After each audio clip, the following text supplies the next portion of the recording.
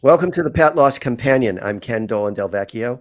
I'm here with my friend and co-author Nancy Saxton Lopez, and this is a program that we do live every Thursday from 6 p.m. Eastern to about 6:30, and it is an opportunity to extend the reach of the kind of content that we delivered in our book, The Pet Loss Companion: Healing Advice from Family Therapists Who Lead Pet Loss Groups. A lot of what we do on this program is we respond to letters that people send us in which they describe their experience of loss and their healing process. Mhm. And so we're actually broadening the format a little bit. We also have guests, and we ask you to suggest guests if you think that Mhm. that might be, if you know somebody or you yourself might be a good guest. We're broadening the format a little bit, and we're going to do it a little bit differently today, in that we're going to Mhm. read some of the comments that have been posted on YouTube and respond to them. And some of them are quite short, and some of them are rather long and What actually kind of short little great short stories, stories, right? little Mhm. stories. We thought Mhm. that would be interesting as well, because there's a lot of ways that people can talk about and share their stories and their challenges, and so we figured this might be interesting to do as well. We'll let you know also that we are looking to receive your questions for another kind of format. We're mixing it up a little bit, where we will respond to your questions about grief, Mhm. about loss, about our own experiences. So we're open to whatever sort of questions you might have, and we'll feature that kind of program periodically as well. Mhm. So the way that you reach me is at kenddv@gmail.com. You reach Nancy at nsaxtonlopez at csmpc.com. And all the information I'm sharing, including our email addresses, is also in the description that is attached to this program, whether you're watching live or you're going to hear it on one of the rebroadcast outlets. You can support us in a number of ways. One way is to subscribe to our Substack, where we post the correspondence that we have with people who allow us to share their correspondence. So the stories that we share on the broadcast, you will also find there, but you'll also find our responses, sometimes a couple exchanges. We might go back and forth a bit. You'll also see all the photos, the beautiful photos Mhm. that people send us. And you can support us in other ways too, through Venmo, through PayPal, through monthly subscription. We'd like you to know that the program is a friend of Dakin Humane Society in Springfield. It's a really wonderful resource that is not only a shelter and adoption center, but they also support a whole bunch of different activities and programs Mhm. that are really helpful for people who love animals and the connection that we have with our animals. And one of those programs is a pet loss support group over Zoom that is cost free to participants. And I facilitate it. It's on the second Tuesday of the month, and it runs 6 p.m. to 7:30 p.m. Eastern. And there's an RSVP link in the description. The next one is June 11th. And if you're interested in joining, please do RSVP as soon as you know that you would like to be you would like to participate, because it fills up pretty quickly. And it would be great to have you join us. I'll let you know that we have people joining us from all over the country and all over the Mhm. And the world. world. Very interesting sometimes, the different perspectives that people bring. So feel free to join us for that if you think it might be helpful. And also, please consider subscribing on YouTube. We appreciate everybody who has subscribed thus far. We're now past the 1,000 subscriber mark, Thank and it you. would be great to keep it going, because the more people who subscribe, the higher the algorithm places the program when people are looking for pet loss support. So thanks so much for everybody who has subscribed, and please consider subscribing if you find this program useful and you haven't already subscribed. And then the final thing I'm going to mention in this opening is that we have a relationship with a business called Bereave. And Bereave is a business that creates these really beautiful granite plaques. They're heavy, they're beautifully engraved, as you can see in the photo here. We actually have an example that Nancy's going to show in a second. And they are they are the kind of thing that you would put in a memorial garden or a gravesite, or at a place inside, maybe on a counter where you keep all the mementos of your animal companion. And if you purchase a plaque from Bereave, you are also giving some measure of support to us. So we get a little kickback from from these purchases, and Here's here's Bailey. black. So, It's Nancy, you want to beautiful. get It's us really started? heavy. Yeah. Bailey this is the example that they gave us. We wanted to make sure that they were producing something that we thought would be valuable, and we really do. We really did think it was valuable.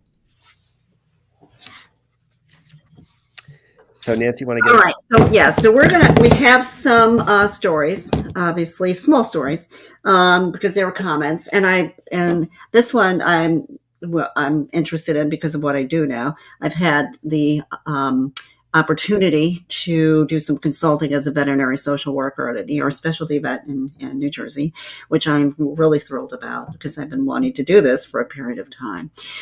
So this came in, and this as well. I won't say all the whole email, but Haley.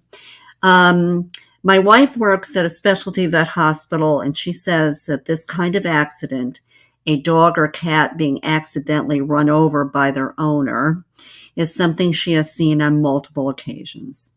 Sometimes these owners have a difficult time making sound medical decisions because they are so overcome with guilt. So we wanted How to, many accidents have we had of different yeah, types of accidents? we talked about one last week Yeah, as well, and I wanted in particular to share this comment because it shows how typical these kinds of losses unfortunately. are, and we just want to remind you that we are human beings. We make oversights, we make errors, we do things that we terribly regret because they have really big consequences. And for anybody who has suffered this kind of loss, we want you to know that you're not alone. We know that you didn't mean to do that. You would Yeah. never do something like that You intentionally. never want to hurt your animal. Your animal companion would never hold you to blame for such a Yeah. thing.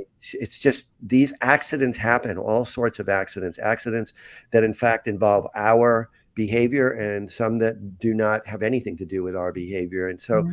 to hear this from somebody who works at a vet hospital, Mhm. Nancy and I have both heard these stories Yeah. ourselves, but we just wanted to make sure that we emphasize that this kind of stuff happens, and it's very unfortunate, and it does make the grief right from the beginning really challenging, but And all grief yeah, is, with a lot of guilt. And that guilt takes a long time yeah. to work through. So the next comment is from Roscoe, who writes, I was playing chase with my 8-year-old beautiful cat Boomer last week, and I chased him into the bedroom, and somehow he jumped up trying to escape me and slammed his rib cage either against the wall or on a piece of furniture or under the bed. And it happened so fast, I don't know what really happened. Yes, I was chasing him and playing with him like I've done thousands of times before. And I want to stress that, like I've done thousands of times before. But this time he crushed his lungs, had emergency surgery, and died 3 days later on Easter morning. I begged God to take any amount of years off my life and give them to him to survive. I begged for his resurrection. He died. I felt so responsible and so very guilty for this accident. Yes, it was an accident, unplanned, certainly not intentional, but I was chasing him. My family is devastated. I feel the worst I've ever felt in my life. Of course, I'm asking why and how. He has a brother who is looking for his brother and soulmate, and I'm comforting him and his Yes. trauma again. We were just playing together like we always do. How do I let go of this guilt? I loved my boy so much and promised to protect him every single day of his life. And then this happened. We are suffering so intensely. It's different than euthanizing a 15-year-old pet who is suffering from pain and cancer. This is a freak accident that was avoidable. It's devastating. I should not have Right. played chase with him. How do I recover from this? And here we have another accident, Another correct? example. Yeah, another. I want to Um, stress thousands of, so this is the kind of thing, thousands of times he had done this or she had done this, we're not sure, and no problem. This is how they've had fun. Like I chase my dog around with his chew toy outside. I throw it for him and pull it, tug, and you just never know. And something like this, as they said, is a freak accident. and how devastated he Yeah, is, right? I mean, it would be hard enough in any death, but when there's a belief that you could have done something different, and most times it is, but to a degree that he's saying I was playing with him, but he died, right? Yeah. Even though this happened so many times. But he's this poor man. I mean, it may be a man or a woman, We but should say they. We should say they. they, they, um, but they're saying, how do I get rid of the guilt? How do I do Yeah. this? And it it's so hard because we can't take no one can take the guilt away, but hopefully they at some point will be able to forgive themselves. Yeah. It Same. wasn't Just that. keep one foot in front of the other, Yeah, going. Let the guilt come. Notice it, but try not to hold on to it too yeah, hard. Let it pass, and just remind yourself that, of course, you would never. you As we wouldn't. all do, we vow to protect them. We all loving animal companion guardians do that, and we do the best we can, and we mess up sometimes, or we have an oversight, or Yeah. accidents just happen. There's nothing we can do to prevent life and fate from intervening. And he's so in it right now, right? Because it was only a month ago, Yeah. right? So, I can imagine that we would all go, why did I do this? Why did this happen? It's really hard Over to and over wrap again, your head right? around We it. would think about it over and over again. I know Yeah. I would as well. Yeah. But eventually you just get exhausted by it and you think about it less. That's the way I Yeah. conceptualize it. So, yes, that's the hard part with guilt. It's one of the hardest emotions you'll ever deal with as you grieve. So the next one starts with Bell. I don't know if I can pronounce the rest. On February 3rd, 2024, my precious, sweetest baby, Yorkie doggy, Bashika, went to the rainbow unexpectedly within 4 hours of a worst news ever from the vet at age of 9 years, 4 months. She has become everything to me over those years of very close, intimate relationship. We have spent all the time together. Being only 4 pounds, 4 pounds, she somehow got a heart as huge as the universe. I lost my baby daughter, my friend, my buddy, my love, my soul, my reason to wake up in the morning, living my days through. My heart, my world, my life is crushed, shattered into billions of pieces. And I can't stop crying like crazy ever since. Any interest of doing things we like to do together, as traveling or going for walks, eating ice cream from the same spoon, one for her, one for me, has disappeared.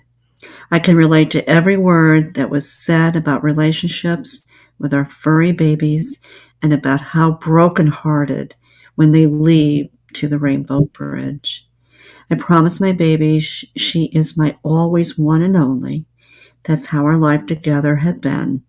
We were one, and I can only fall asleep now hugging her sweater she wore last time in the urn with her ashes. I can't imagine how to continue living the life on that planet without my precious baby, who has showed me what love is. What a testament. Yeah, and this is fairly recent too. It's a Mhm. couple of months back, and very, very poignant. And I may have quoted this before, but there's one of my favorite movies is Harold and Maude. And when Maude is dying, Harold says to her, "But I love you," and she says, "That's wonderful, Howard. Harold, go and love some more." Ah, And I always think of that it's wonderful that they had such a loving relationship. Hopefully she'll feel better eventually and she'll find love in her life yeah. continuously. It's interesting. I'm working with quite a few people around the death of their companion. And the question is, how can I do this again? Will I be able Yeah, to do this again? yeah, Would it be the one that has died? Will they be okay with that? Um, and that's always a question, right? Because they feel that they don't want to betray the one that has died. So always the conversation is. They're so pure. They would want you to be happy, Oh, of course. and they would want you to take care of another baby, Yeah. right? And it's so wonderful that they had such a Mhm. wonderful connection. Wonderful life with the Really powerful, the love that they shared. So yeah. we'll move on. I just want to share, we have a comment, and this is from Marty, who says, "Thank you for your wonderful words. You have helped me mourn my two cats in the past 2 years. And Oh, I'm sorry to hear that. my mom just passed away with COVID. Uh, So we send out our sorry. best wishes Mhm. and condolences to Right. Marty for that. Thanks for Thank you for your comment. So we'll move on to the next one, which is from the Yasmanian, if I'm saying that right. This is just a couple days ago.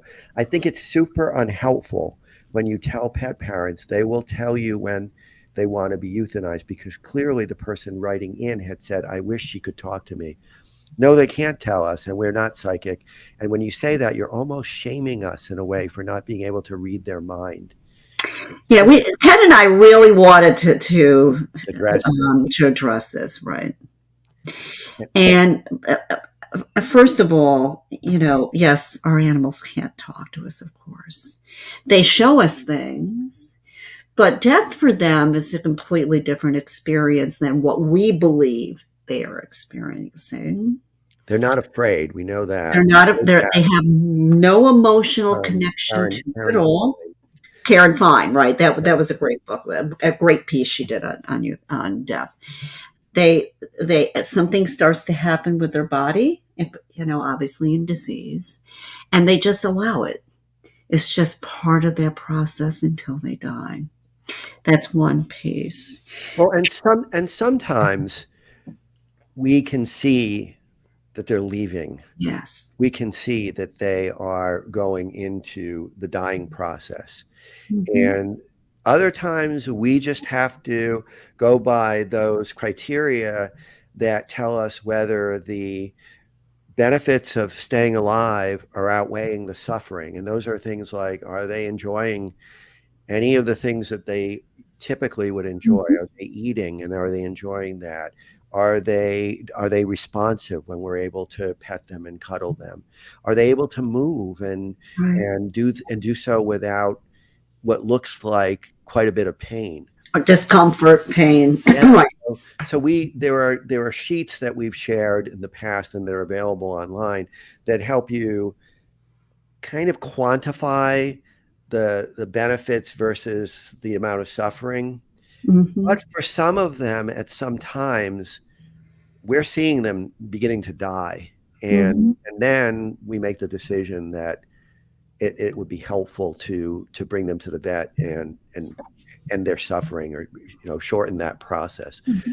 But we also know that sometimes uh, when people are very upset and grieving, it's easy to get very angry.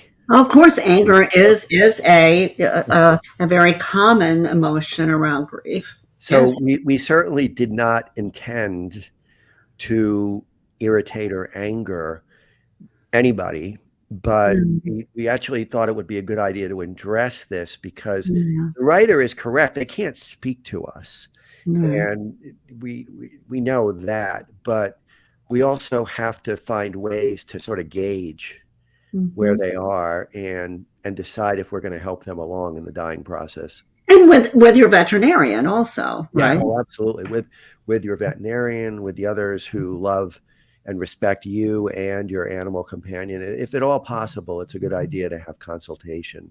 I think it's one of those really difficult situations always to make that euthanasia decision. Yeah, Um, and sometimes it it's a little iffy depending on what's going on with the animal. Because I have a gentleman I'm working with right now, and maybe his dog's legs there were multiple things going on with the dog, and the dog's legs and the back legs were not working, are starting not to work, and but because of all the other things and other circumstances, the veterinarian, who I know well, and this gentleman talked a lot about, yeah, maybe you could have, a month or two, right? yeah, Depend, and then yes.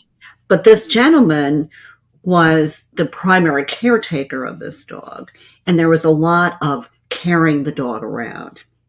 And so there were other issues that came up. And yes, he's feeling he did make that decision, and with the vet. And he's having a lot of guilt now that Well, maybe. the thing also to keep in mind is not always, but most times we still have guilt because we Yeah, always. wonder, did we do it too late? Did we Yeah, do it too soon? Did we not do it at all and we should have when it comes to euthanasia? So we have heard from a number of people who after the euthanasia actually feel like this was the right time. It all went right, smoothly, but I would say that's a minority. Most people, even when they've used their best judgment and they've had consultation, there's still going to be these thoughts of shoulda, coulda, woulda. yeah, So it's you're not going to generally escape emotionally unscathed no, from the no, euthanasia decision, and you're not going to, and often if you don't make that decision and your animal dies on their own, sometimes you'll want to make you wish that right. you had chosen euthanasia. So that's just the way it is, and It's the way grief is launched. very difficult to make those kind of decisions, and a lot of times they are the best decision. Yeah. So we have a comment from Alyssa who writes, before I was traumatized when I witnessed Pom Pom died. Now I'm appreciating it. I appreciate that she waited for me and I get to hug her one last time Yeah. and no what ifs. So that's a good story. That's a good Yes. death. And it's great to hear. And it's not, it's somehow, it tends not to be typical. And, or even like maybe afterwards, Alyssa is reflecting on it Right. That's now. right. So yeah, Now, and before I looking. was traumatized, now I'm appreciating it. So time works to our advantage sometimes as well. So do Mhm. we want to move to the next? Yeah, we have another one. Okay, this is Carrie. My cat reacted to the sedative she received during this is euthanasia. My cat reacted to the sedative she received during euthanasia, and I was traumatized because I had always heard they go smoothly. I too used a mobile vet to spare her the stress of going into the clinic. However, I have since heard from many vets and vet techs that reactions like hers do happen. Not all pets react the same way to these drugs, and the vets should caution us beforehand about potential side effects. For the lady whose cat reacted, please know that you did nothing wrong. The best vets have seen it happen. The guilt is hard enough. Mhm. We don't need to beat ourselves up thinking that we made a mistake when we chose a mobile vet in our beloved pet's hour of need. Nothing, sometimes these things just, They they're happen. not perfect. Yeah. Things don't go perfectly as planned. And that's really hard. But I'm still thinking if you ended their suffering and they would have been suffering for quite a time thereafter, you did them a huge service. You gave them a wonderful last gift. And that's the best we can do is use our judgment and trust the experts. Yeah. And sometimes animals and human beings have totally unexpected idiosyncratic reactions Yes, to that's right. medication, like Or just, yeah, physical. yeah. So I just want to clarify. Let's let Alyssa clarify. It's actually afterwards, 3 months. She's reflecting on Yeah. the way her animal companion died, and she now appreciates it. So that's very important to Yeah. take Thank you, stock Alyssa, of. for That stating that. time creates a different perspective. And then Mhm. I'm thinking we can maybe end with the next one, which is really kind of provocative. And I'll read this, Okay. which is and this is from Tamara Paget, who writes, I often wonder why it's acceptable to euthanize a dog or cat, but not a human. Not that any person should make this decision for another human being, but I've always considered my cat's lives as important as mine or any other human. Now, I think this is very interesting. And also, there's evolving awareness about this. And there are places where, and I don't know the states, but I think there's a couple states where with the right medical consultation, Yes, this has there's become assisted legal. suicide.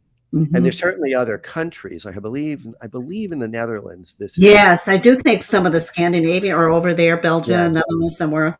But the thing However, that the thing that I want to say here is I know of cases where under the table, let's say, that's right. physicians and families have agreed with the patient to allow them to essentially euthanize themselves, which is Correct. usually the way it's done, or they've administered the euthanasia after much discussion.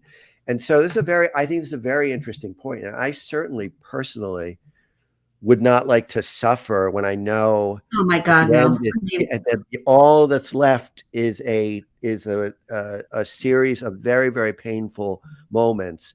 Certainly I would choose to exit in a more comfortable way than that. So I think it's a very interesting the point. question now, It's a very interesting perspective on the different ways that we understand the lives of our animals and our own lives.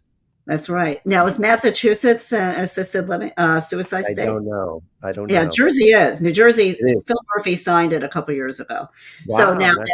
that means that you have to have psychological exams and so forth. And it was interesting because about a year ago, I saw a New York Times obituary. It was a woman that was working in New York but lived in New Jersey, and in the obituary it said she arranged her death. Yeah. Yeah. And here we So have a comment from Kate LaSala who says there is assisted death, medical aid in dying in the US and a lot of states, California, Colorado, District of Columbia, Hawaii, Maine, Montana, New Jersey, Mexico, Oregon, and Vermont, and many oh, other countries. good, So Kate. thanks, Kate, Thank you. for that.